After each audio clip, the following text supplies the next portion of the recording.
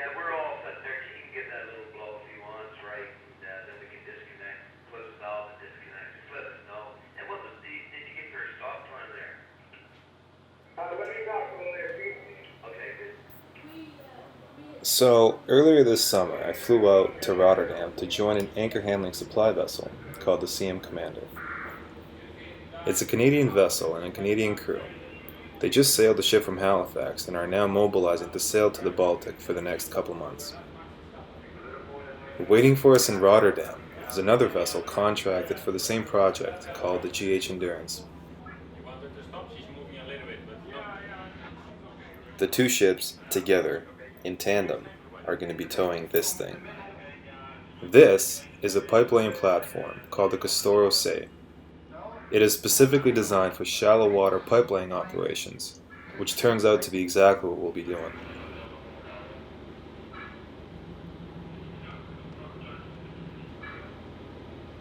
Literally the day after I sign on, we're already towing out of Rotterdam and across the North Sea. The total sailing time will be 10 days. Good. This is great. Yes. But we have some nasty things. Yeah.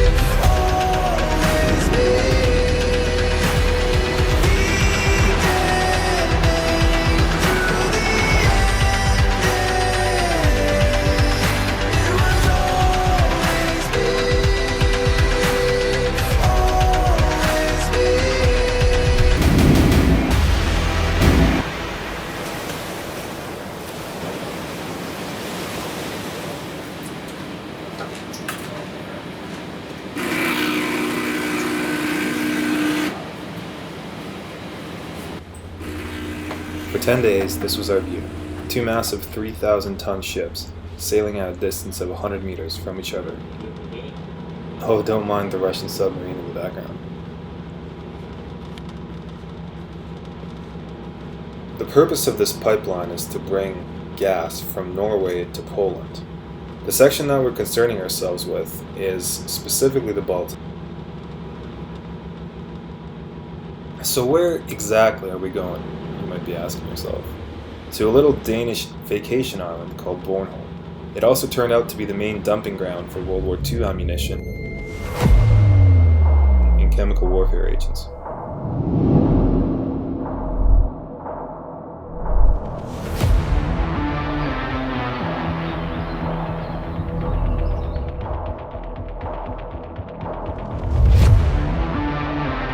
Specifically for this project, the seabed has gone through the most comprehensive survey in Baltic history.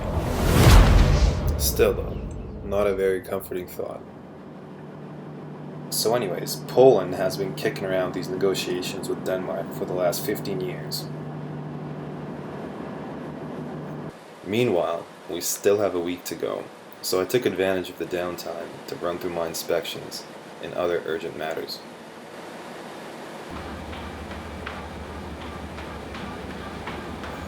Having spent some time in the Baltic in the past, the one thing I noticed now is the amount of naval activity is astounding. Russian destroyers and frigates and submarines, German destroyers, Danish patrol boats. It's like you're in a military parade. Anyways, back to work. They have 3 vessels laying pipeline for this project. The biggest one is the CastorONE. We've seen the thing at a distance and it is huge. The ship is capable of receiving, assembling, and laying the pipeline as she propels herself under her own power. Because the ship is so huge, she can only do deep water pipelaying operations, as she simply will not fit anywhere else. And that's where we come in. The CastorOSEI is much smaller, much more versatile, but the only thing she doesn't have is propulsion. And while she can lay pipe in extremely shallow waters, she can only maintain position while anchored to the bottom. She has a total of 12 anchors in a circular pattern, winching herself forward on these anchors and effectively crawling on the seabed. And that's where we come in. These anchors need to be picked up and redropped continuously for 3 months straight. Okay, let me introduce the team.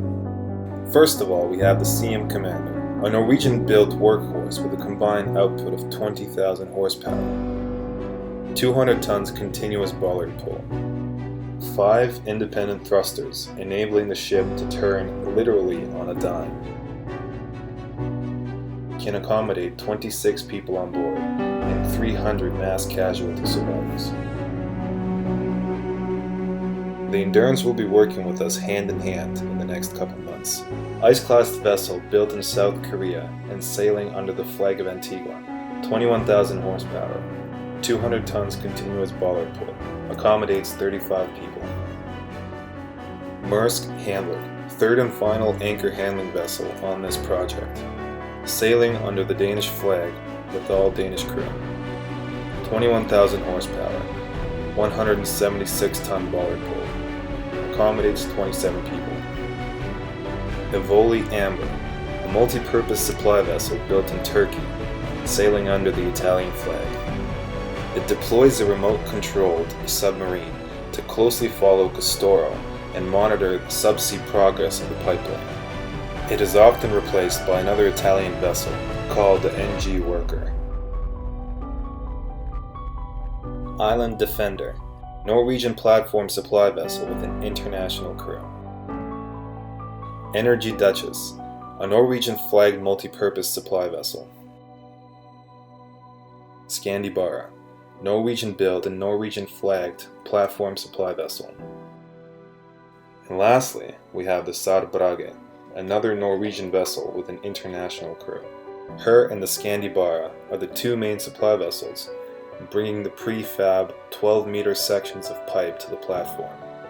The pipe is then immediately interconnected and sent to the seabed.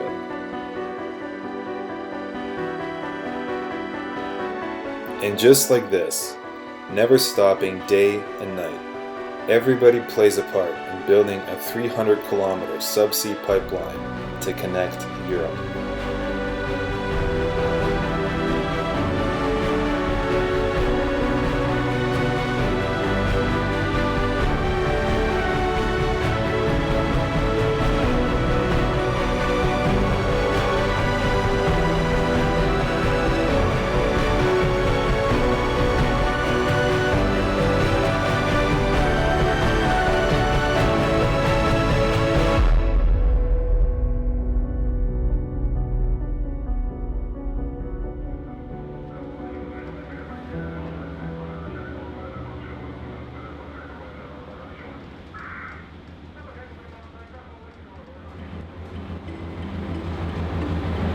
So,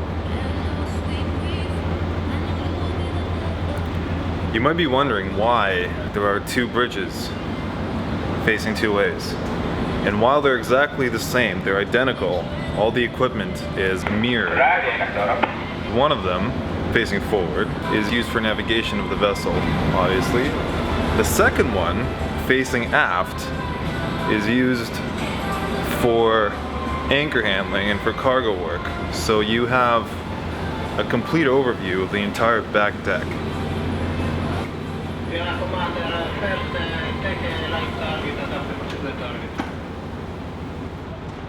This is actually where we spend most of our time. So can we make the approach to your port site? Yes, sir, let's proceed. Okay, and for your information, the anchor line of number 5 is missing, or it's wrong, so if you could... We'd pull up alongside the platform, pick up a couple of buoys, drop off some anchors, pick up some cigarettes for the boys, and then maneuver our way to our next anchor assignment. Each anchor is connected to a buoy. We'd catch the buoy off the stern, attach it to our wire, and winch the buoy on deck.